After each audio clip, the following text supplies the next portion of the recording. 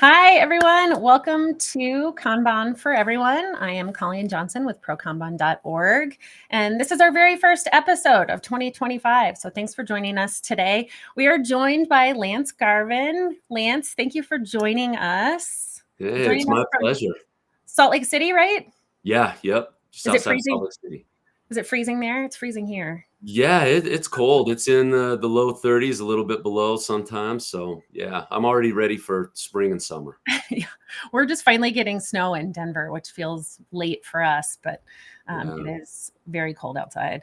Well, I want to kind of tee up our topic for today with our audience and share a little bit about what brought you and I together. So I had done a post early in December about what I think motivates people to get stuff done, and kind of the small successes we get or the endorphin rush we can get from completing work. Which somebody commented in that thread, you should talk to Lance Garvin because you might be surprised about what motivates people. And it led us to a couple conversations together talking about exactly that.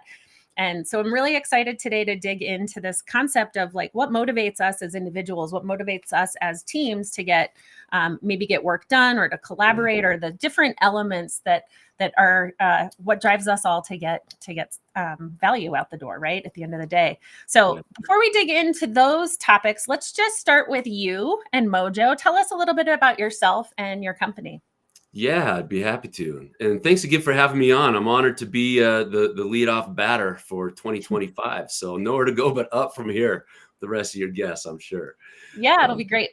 Yeah. But yeah, so I've been with Find Mojo for 9+ years now, and I'm the head of sales and business development for the organization. And we help organizations identify what motivates their people, what gets them out of bed in the morning, and then work with them and show them ways to get more of that into the work that they do. And when that happens, they perform better, they stay longer. They're more engaged, all sorts of different benefits. Well-being increases as well. It's funny when you're doing things that are exciting and motivating to you, there's less room for that anxiety and that stress and the things that can make us, quite frankly, unhappy and disengaged. So it's super rewarding work doing what we do. That's awesome. Yeah. And so when you talked about Mojo, tell us a little bit about what Mojo does for the companies that you work with. Yeah, so we do it all from training and consulting to coaching, and everything that we do is centered around something called the Motivators Assessment, and it's a proprietary assessment for us, where we, in fact, it was developed before I even came on board with the company. Back in 2014 is when it was released, but our organization worked with Willis Towers Watson, or Towers Watson, if you're familiar with them, a big data firm. And it was based on originally a 10-year study of workplace engagement. And it was close to 1 million people that they worked with and that they interviewed and took surveys from and identified what are the things that motivate and things that demotivate people. And then another couple years after that, again, all before I came on board with a team of psychometricians and best-selling authors and researchers, and they identified, what are the top ones, and they narrowed it down to 23 of them that were present in motivation for all of us, for individuals, based on all this research. It was the largest research-based study and backed by science assessment that they put on the market for motivation in the workplace. And so anyway, that's what we do. We have people take the assessment, and it spits out a 40+ page report on what actually drives us. And what's interesting is most people don't necessarily know what motivates them, what drives them. They say, if you were to ask somebody, the common response is, oh, I do it for purpose, right? Purpose is a big driver. Well, it may or may not be. People have been surprised when they get their results back. And we all want to feel fulfilled, be happy in the work that we do. So it's a natural answer. And then other people will joke and say, well, I do it for the money. I do anything for money. In fact, I've been in sales most of my career, and the first time I took this, I thought, man, it's going to come back as money as a top motivator for me because I'm a salesperson, but I swear I don't do it for the money, but I'm a salesperson. I kind of went around that cycle for about 60 seconds. Then I jumped into it and I took it, and money came back as number 22 out of 23 for me. And I thought, and this is when I was interviewing to come on board. I thought, man, they're not going to want to hire me. I'm supposed to be head of sales and I'm not driven by money. And we actually had a great conversation about what the things were that actually did drive me, that were at the top on my list, and why that was. But, but again, most people, including myself to begin with, don't know how to really explain or identify what is it that does get me excited about the work that we do. And so that's where we come in, and we help give people vocabulary and insights and more self-awareness of what those things really are.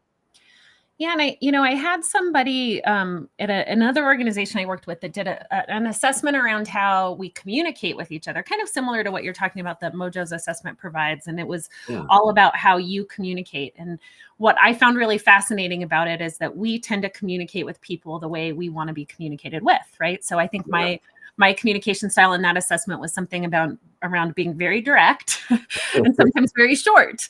And so that tends to be like, I expect people to communicate with me that way.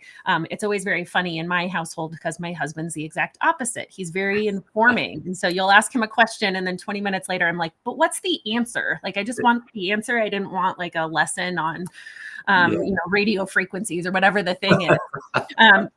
So, we always joke about that now, that I'm like, and he knows that that's how I prefer to communicate and be communicated with. Yeah. And so one of the things I think that's interesting about this motivation piece is that kind of a common element that you see in these assessments too, is that do we tend individually to assume what motivates us is the same thing that will motivate our teammates or our peers?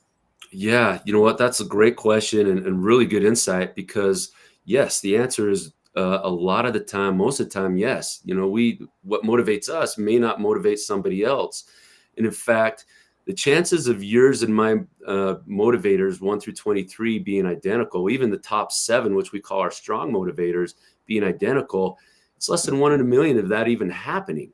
Wow. And we might share a few of the same ones, in our top 7, but to line up perfectly, even those top 7, it's not likely to happen. And so, and oftentimes as managers and leaders, we'll manage people based on what motivates us. So it's funny. One of the things that's interesting that we've seen over the years is that, money, for example, money is one of the motivators in here. And, people joke again, like I mentioned earlier, I do it for the money. Well, we all need a certain amount of money to be able to pay the bills and provide for our families and do the things that we want to do. But according to our research, only 9% of people have money as a top motivator. And that fluctuates anywhere between 9 and 11% normally, depending on what's going on. But that means 90% of us don't. Again, we'll take the money, but it's not always what's necessarily motivating to us. And that probably ties a little bit too, when you think about how you manage teams or how you lead teams, to what motivates them to keep doing better, right? So offering, performance-based incentives or financial incentives based on performance might not be the thing that's going to motivate people on your team to keep getting better at what they do. That's right. That's 100% right. Yeah. So, I love that. Yeah. So Lance, you gave me the chance to take the assessment, and speaking of the results and how they may or may not line up with your teammates, you've done a little bit of analysis of this, right? I have. Everybody, I'm kind of scared. Yeah. Should share it? Yeah, let's take a look. All right, let's share that page. In fact, I put together a little team report here, and I don't know if you can see that very well. That's pretty small, but we'll try to we'll make some commentary here. So, and I've got it bigger on my other monitor here. So, Colleen, your top motivators are excelling, challenge, autonomy, family, purpose, pressure, and ownership. Those are your first 7. Those are what we call your strong motivators. Okay. And so, and also what we do is, so there are these 23 motivators, but we also have these 23 motivators divided up into what we call identities. So kind of these clusters that are similar. And so those identities that are they're at the bottom here. We'll get into that here in a second, but your top identity is achievers. All right. So, but again, we'll get into that here in a minute. But excelling, challenge, autonomy, family, those are things that are important to you, and that, your manager, for example, would want to start to understand that, okay, as I start to work with Colleen, or as we continue to work together, how do I bring more of that into the work that she does to help her stay excited and engaged and tap into that discretionary effort, because she's more engaged and excited about the work that she's doing. And so this is super key to understanding, okay, how do we, it's not one size fits all anymore. That's old school type of management. It's managing to the one and understanding this. And so, Colleen, how do we develop you into the person you want to be here at the organization over the next 12 to 24 months, or 3 to 5 years, based on what we understand motivates you? So it becomes a completely different conversation, as opposed to some of these one-on-ones that are oftentimes, okay, how have you been? What are you working on? What can I do to help? Every once in a while you get a, how's your family doing? But it's usually kind of business as usual, and not much else, not always super personal. So let's see here. As your bottom motivators, you've got your 20 through 23 are variety, teamwork, empathy, and fun. So what do you think? Did this motivators assessment, was it accurate? I'd love to hear your feedback. We haven't really talked about it since you took it. It's funny. It's like you were, like I said before you pulled this up, I think, it's kind of hard to see what's at the bottom, because you feel like that might be a bad thing. Like, do I not want to have fun at work, or do I not have empathy or care about teamwork? But those are probably the things that I would prioritize less for me, as things that motivate me or get me excited about work. Probably, for folks, if we have anyone in the audience who knows me well, they're probably not super surprised by some of these things, though. So I think that's probably a pretty decent match for me. Yeah, great. Well, and you know what? The fact that you've got fun as 23 out of 23, it doesn't mean you're not a fun person, Colleen. So I'm sad about that. I'm sad that that's at the bottom. Maybe I need to work on that. No, well, again, you know what? Something to keep in mind too is that these are not strengths necessarily, or weaknesses. All of these are positive concepts. You'll notice that fear is not one of the motivators that's listed here. That's certainly, it can be a motivator. It's short term, obviously, and not a great one. But everything that we do is a positive concept here. So all 23 of the motivators are positive things. And so, again, just because you have fun listed, the 23 out of 23, it doesn't mean you're not a fun person, and it doesn't mean you're a bad person, Colleen. So don't lose sleep. You're the worst at fun and empathy. but what it means is, you don't go to work necessarily to have a great time for the party aspect of it. For example, you look at mine, and here we got fun. In fact, I'll touch on this. Fun is number 4 for me. And so you and I might get into, might be in a meeting, and I'm coming in wanting to, friendship's a top motivator. I'm coming into this meeting wanting to catch up with my friends. Hey, how's everybody's weekend? Did you catch the game?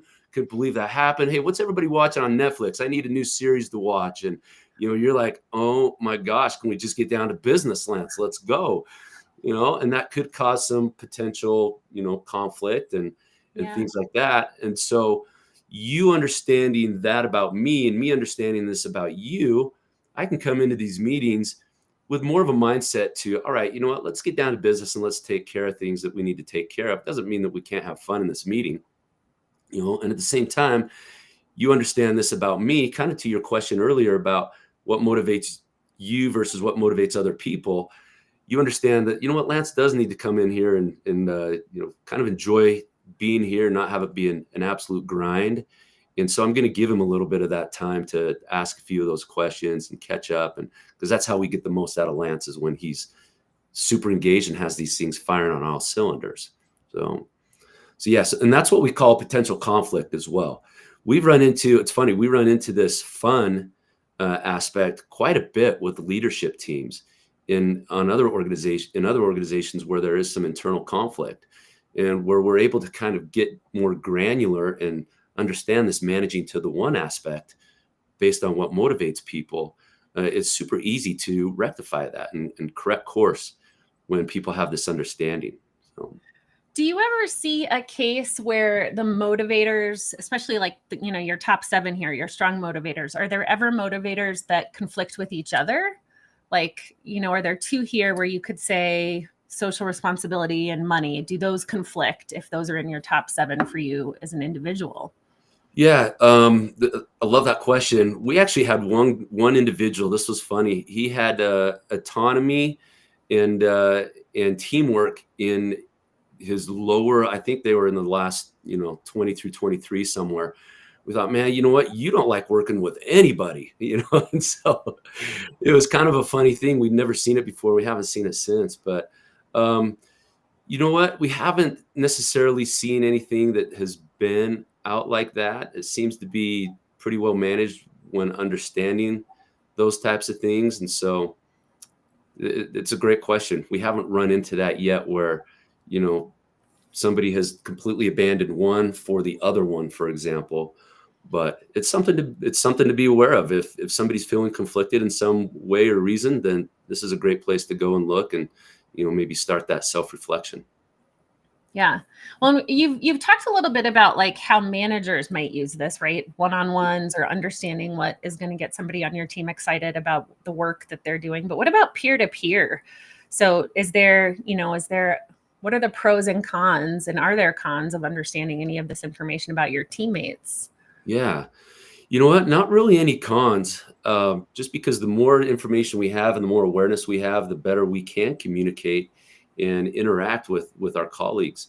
We do work, a lot with each other. And if we understand that, hey, you know what, this person, money, for example, you understand that somebody's driven by money and they're making decisions based on money, then you have a way to understand how to hold that conversation and how to communicate more effectively with that person.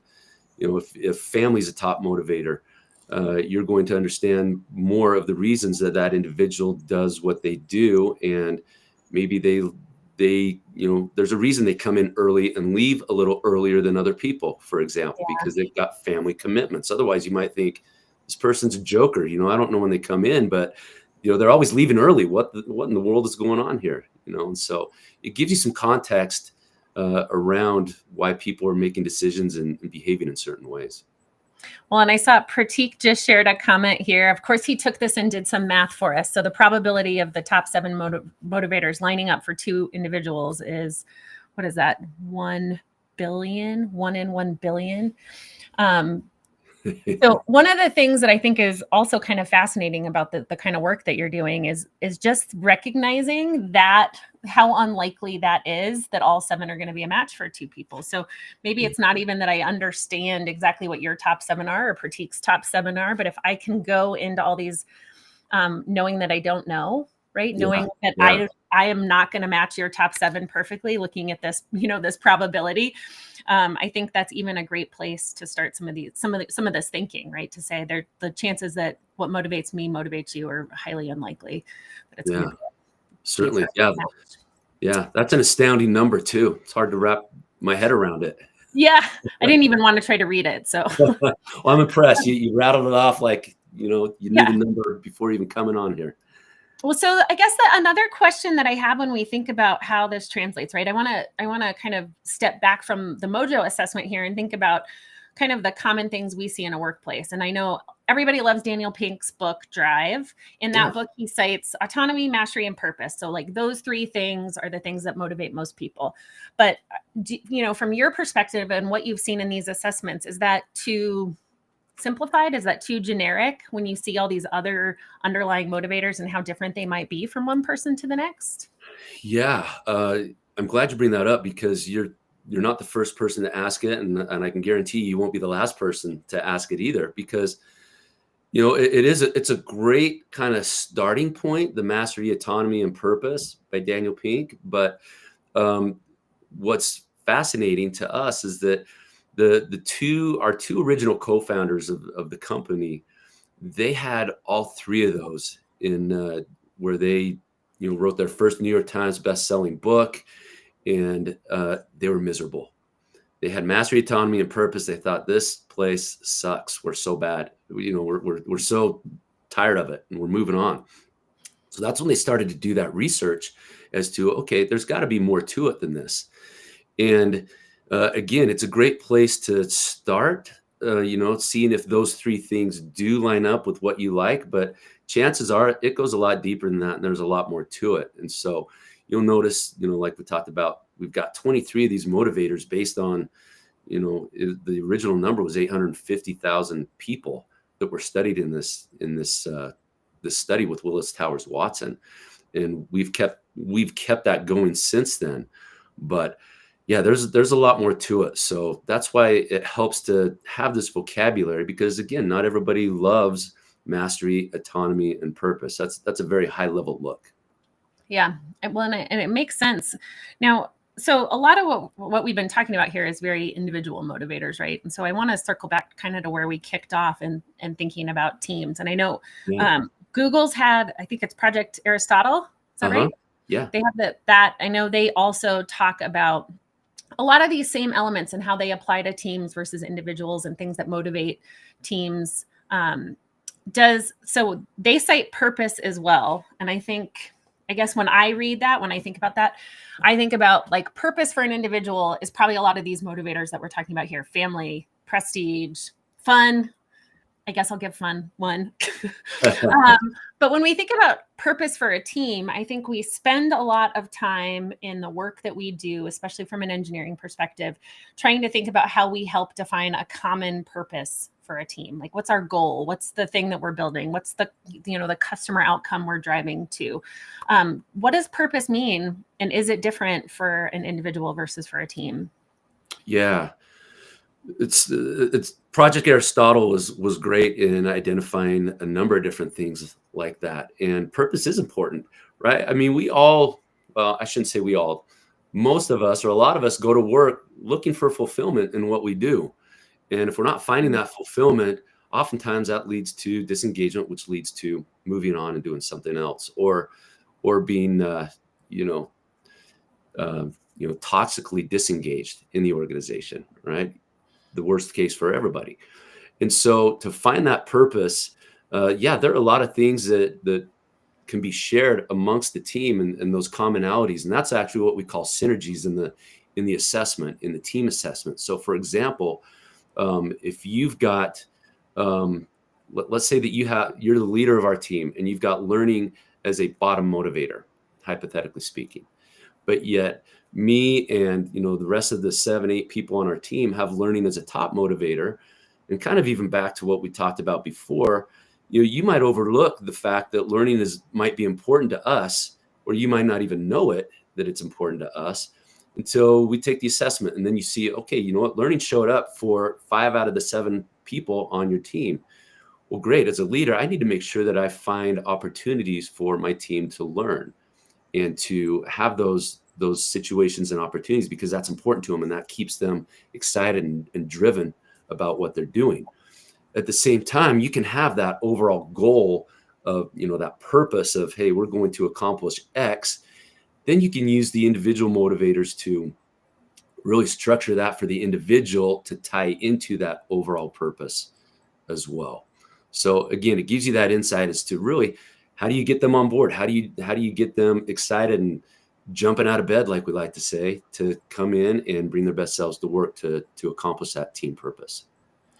I think it would be fascinating. There's a Kanban saying, manage the work, not the people, right? Of focus on getting work over the finish line, and how do we build a system that's managing work and paying less attention to the people doing the work and trying to keep them utilized or keep them busy. I think it would be really fascinating to take a look at different project methodologies, whether it's Scrum or Kanban or different things, and see how these motivators factor into what you gravitate towards. In the same way that you're talking about for what motivates teams, because I know I'm highly motivated, and I think that was in my top 7, right around like completing work and checking off lists and getting things over the finish line. So of course I'm like, yes, I just want to build a system at work that's going to optimize for how quickly we can get things done. But I think it's really interesting when you think about where you might meet resistance in an organization, especially I'm sure there's a lot of people in this space on this live stream that are probably also working with teams or coaching teams and thinking about, why are we struggling to get things over the finish line? And there could be a lot of, I guess, not necessarily mismatch, but maybe some resistance that's coming from things like this, right? These individual motivations that don't line up with the approach. So I guess a question for you, when you think about how where work comes into play here, how we get work to done, right? That's our goal from a lot of the work that we're doing on the Pro Kanban side. Right. How can you leverage some of this information to really help you build a system that's going to enable that? Yeah, well, I think you're able to weave these two together. One of the things that was interesting, you wrote an article not too long ago. You know what, if you don't mind, as kind of a preface to what I'll say, give an overview of what you talked about that in there about saying no to certain work. Yeah. So, I mean, I think a big part of what we do from a Kanban perspective is try to create a system where we can say, I'm at capacity and I know that this is important, but I need to finish the work that I'm doing before I pull something new in. I think in the article too, I quoted Dominica DeGrandis's book, Making Work Visible. She's got a lot of great, very relatable examples in that book of what makes saying no hard. We don't want to let our teammates down. We don't want to look like we're not willing to work hard. We have to seem busy and all these different things, right? And so I think part of saying no has to be a system that's in place where you can say, we have a system that helps us manage the amount of work that we have, so that it's not like I'm saying no to you, Lance. I'm not being the jerk here that won't pick up the thing that you're asking me to do. I'm saying that there's a system that we've created that helps us manage our work that makes hopefully saying no easier. But let's talk about that. Yeah. And it's difficult to say no, right? I mean, boss comes in, hey, I need you to do this, or hey, can you do this? You don't want to say no. You feel sometimes an obligation, or you don't want to let the manager down, or, your friend down or colleague. Right. Something that we get into in the work that we do is called add, alter, or transfer as well. And so as part of the work that we're doing, we start to bring that in. Taking a step back, you mentioned, it's not that you're saying no to me. For example, if I come and I say, hey, Colleen, I need you to do this, or can you do this? And if you can't, it's not that you're saying no to me. The first time I remember back in college reading 7 Habits of Highly Effective People. And I actually grew up with the Covey family. They live here in Utah. Oh, cool. And great people. And they, I remember hearing the story. I don't remember if it's in the book or if I was listening to one of the cassette tapes back in the day of Stephen Covey talking about his wife telling somebody no, who came with a great project that she wanted to get Sandy Covey involved with. But she told her no in a way that, hey, you know what? I support you in your efforts. Right now, I'm involved in some other things. And I remember thinking, wow, that's brilliant. She said no without hurting her feelings, really, And so being able to infuse what actually drives people, motivates people, and what's engaging to them can be some ways to do this add, alter, transfer with the projects that need to happen. You might ask somebody to do an assignment and they're like, I hate this kind of work. I might be good at it, but I absolutely despise it, and they end up, they get it done and they hit it out of the park, but then they end up in the fetal position afterwards, crying themselves to sleep, where somebody else might absolutely thrive on it. And so having this additional perspective of what drives someone, I think can be very effective. And we've seen it be very effective in, giving assignments and, even bringing in the add, alter, or transfer aspect of what somebody might already be doing.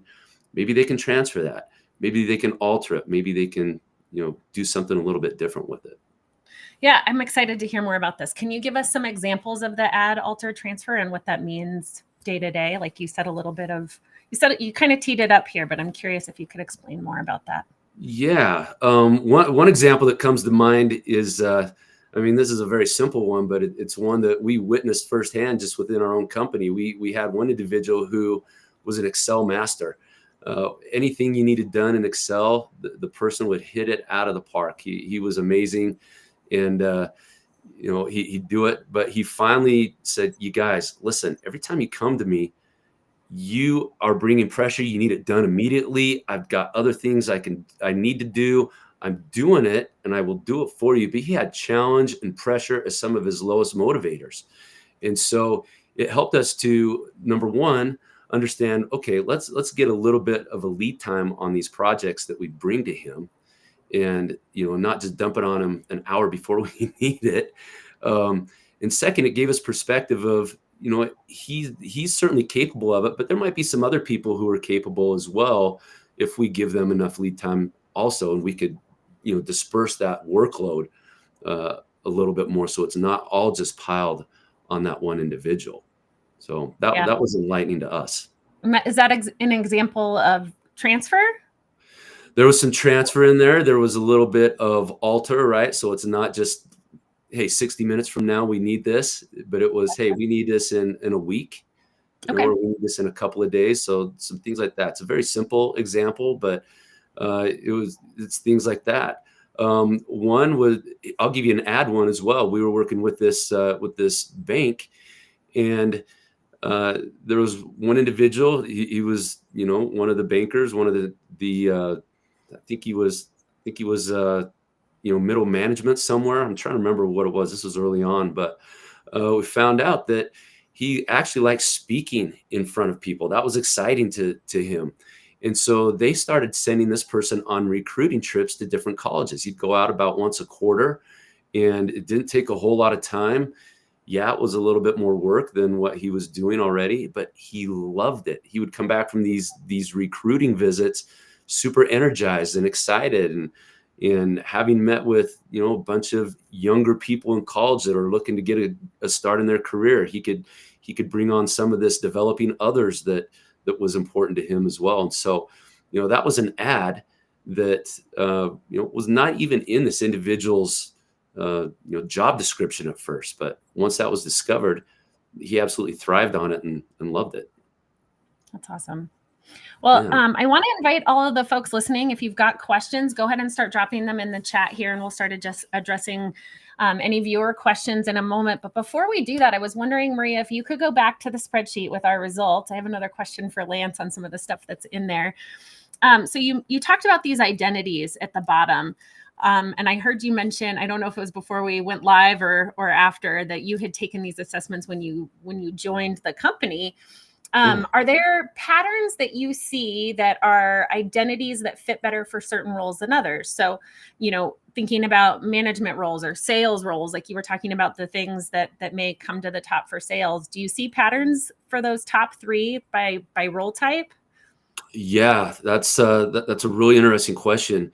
And kind of a side note on that, the assessment was really developed in light of helping keep people in the workplace, as opposed to be a pre-screening tool or something like that. And to add to that, and to answer your question, what we found over the years is that, yeah, we have some people who use this as a pre-hiring tool, which is great, gives them some knowledge and some information on this individual. But for sales, for example, 17% of salespeople have money as a top motivator. That means 83% don't. And so it's more important to salespeople than our overall people, our overall database. But it's not the most important thing. So the majority of salespeople don't have money as a top motivator. Again, well, I'll take it. They want to increase my pay. I'm all for it. I'll take it. But that's not necessarily what's going to get me to bend over backwards to put in more effort or to be more engaged or anything like that. It's other things. And so the great thing about this is you can have people who are in the same role and position and doing the same work, their motivators are going to be completely different. And in fact, we work hand in hand with a lot of these pre-hiring tools, because organizations that we work with use those tools to hire their people. Then we come on board to help them keep their people. That's awesome. And so it could be completely different what drives somebody than one of their colleagues in the same role. And I see just on the 4 examples we have here with the 2 of us, it looks like the thinkers is a top 3 identity for all 4 of the folks listed here. Do you see, are there certain identities that are more common than others, or identities where you're like, oh my gosh, I've never seen I see that you've got caregiver, or like, are there ones where you're like, only 10% of the people that take this have that identity? Yeah. Thanks for that question. So the reward driven is it has stayed under 10% of the database who have taken the assessment. So we see some things like that. You've got thinkers and caregivers as the 2 top ones, generally speaking. Depending on the group, anywhere between the low 30s up to the mid 40s, just depending on who the group is and any given day or time. But yeah. And how many different identities are in the assessment or can result? There are 5 identities. So the 5 identities encompass those 23 motivators. Got it. Awesome. Yeah. All right, well, let's go. I see one question here in the chat. Let's go ahead and kick off with that one. So is there some way to know more about the team as a whole?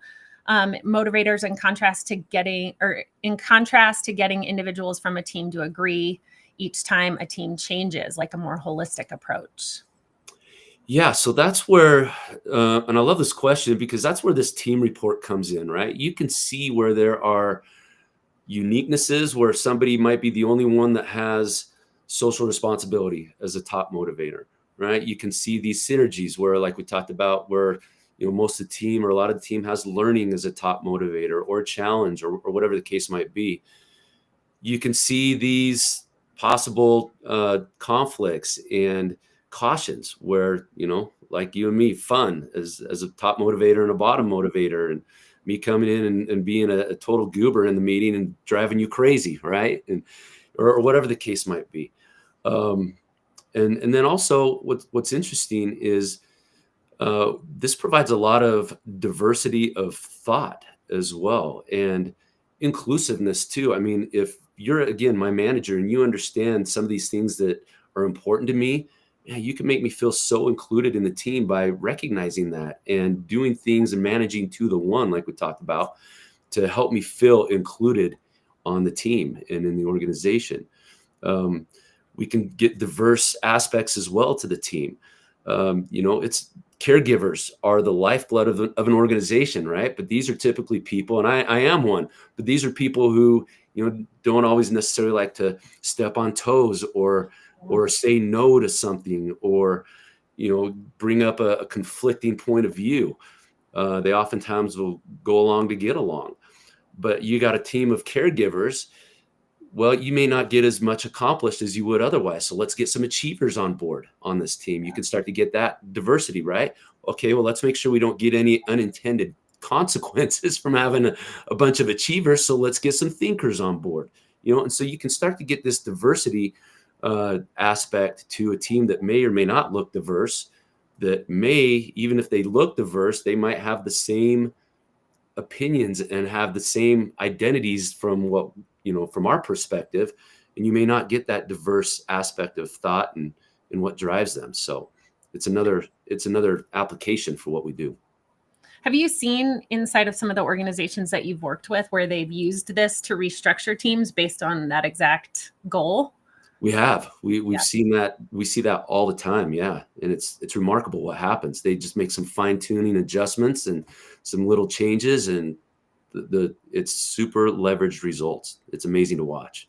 Yeah. I worked with one organization that it's exactly what you just said. It was working with a Scrum team who would pull in like 50 points worth of stories every sprint, and then none of them would ever get done. And then they would do the same thing every sprint planning and be like, no, this time we're going to get them all done. And we also have all the stuff from the last sprint carrying over. And I was losing my mind working with them.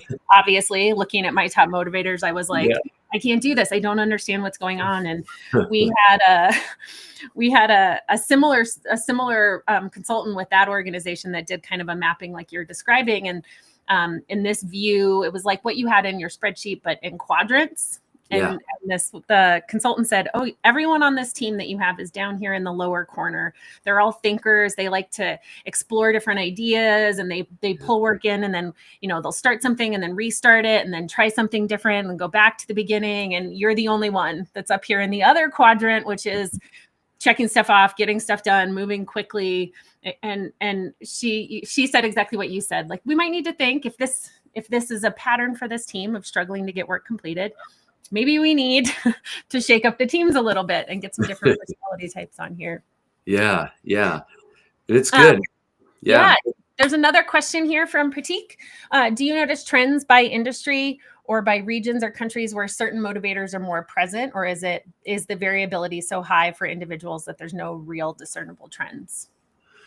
Yeah, there are certainly trends. In fact, one of the things that the organizations that we work with love to do, and you love to use this data for, is they can get some aggregate information, right? They can start to identify, okay, you know what? For the organization, we have social responsibility as a top motivator for 26% of our people. For our group on the West Coast of the U.S., we've got developing others at 17%.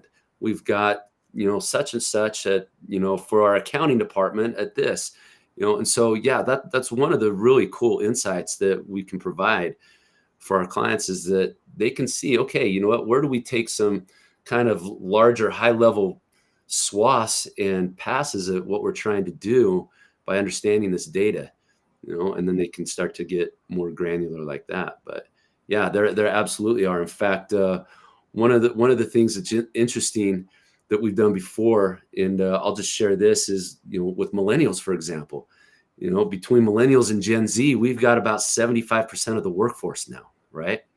And some of the most motivating concepts at work for millennials are impact, learning, and family. And you think about that, they want to make their families proud. That's important to them. We used to joke about, half of the millennials are still living at home, and so, but family's important to them. Learning. I mean, you talk about one of the smartest generations that has come along. They love to learn, and they have super easy access to learning. I mean, you and I didn't have Google when we were teenagers to look that up and figure that out automatically, so, learning's super easy and very important to this generation. An impact. So many of them want to be involved in social aspects of life. You get some of these companies that, like Tom Shoes and Bomba Socks, right? I think, if I remember right, that, every pair you buy, you're donating a pair. And so they're making an impact. And, things like that are really interesting to see with these trends. So I love that question. And the answer is absolutely yes.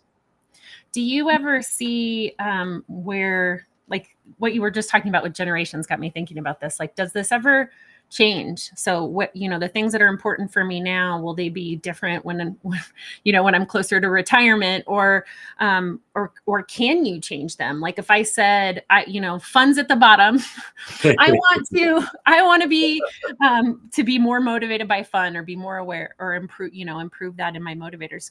Is this a thing that you change, or that changes for you with time? Yeah. You know what? That's such a great question, because the answer is yes, 100% yes. In fact, I posted on LinkedIn a couple of months ago, I think it was, about this and the generations, and, what's important to us more now, and what's important to us, earlier on in our careers. Like, recognition is oftentimes more important earlier on in someone's career. And that decreases substantially over time. Right. We, when we first get going, we're trying to establish some street cred. we're trying to say, yeah, hey, we're important in this organization. We know what we're doing. We're making waves. We're making moves earlier on. And at the end, you know what? I mean, I've got a big old box full of trophies and plaques that's sitting out in my shed out in the backyard that I really don't, that was great. And they were great to get at the time, but that doesn't matter to me as much anymore, you know? And so, yeah, we see a lot of these things change. I'll send you that LinkedIn post. And if you want to send that to your group, or yeah, love to have them see it. And they can download the PDF too. That's there. Oh, that's awesome. Yeah, that'll be great to share. Another question kind of similar to what Pratik was asking about trends is how much is based on the culture of an area where you live or the company that you're working for. You talked about Tom's and Bombas. Obviously, like social impact is a big part of the ethos of that company. Do you see that as something that is like a pattern for their employees as well? Yeah, we do. That certainly plays a part in that, and can influence who is at the company and who is not at the company, who has come, who has left. You know, you get organizations like Zappos who they will pay you to leave, you know, within the next, you know, within the first 30 days. If you don't feel this is a fit, it's okay. We'll part ways as friends, and we'll even pay you to get to get out of here. You know, so yeah, absolutely. Yeah. Yeah. And I would imagine too, with a lot of those companies, it's like if the pattern is strong inside the organization and it's not a fit for you, you're going to feel that pretty quickly, right? Of everything you just talked about. Yep. Well, Pratik's probably laughing here because we were all together this past weekend. The whole leadership team from Pro Kanban got together, and we had some questions at our dinner around top, some of the things you were talking about, like icebreakers, fun questions. And I was like, let's just, so it's funny. I'm sure he's laughing because, awesome. When you were saying that about having fun in meetings or kicking meetings off, it was a like perfect fit for something that I tend to not have a lot of patience for. So that call out was well timed. Well, let's see, does anybody have any other questions for Lance about how they might use this in their workplace, or how you might use this to understand more about what motivates the folks that you work with? Well, Lance, tell us more about how people can learn about Mojo and apply this or give this a shot for themselves. Yeah. Well, first of all, let me share this. I've got a URL for all the listeners, for anybody that sees this, and we'll keep it active for the next little bit. But if can we share that URL? Do you have that where we can share it? And you know what? Okay, yeah. So if you go to assessment.findmojo.com/MA, which means Motivators Assessment /Pro Kanban, you can take it for free. It's normally $75, but you can take it for free and get the 40+ page report sent directly to your email. And it'll take you, I don't know, 15-ish minutes to go through it. There are 100 questions plus a few just individual questions. But yeah, I'd love to make that available to anybody who wants to take it for the next little bit.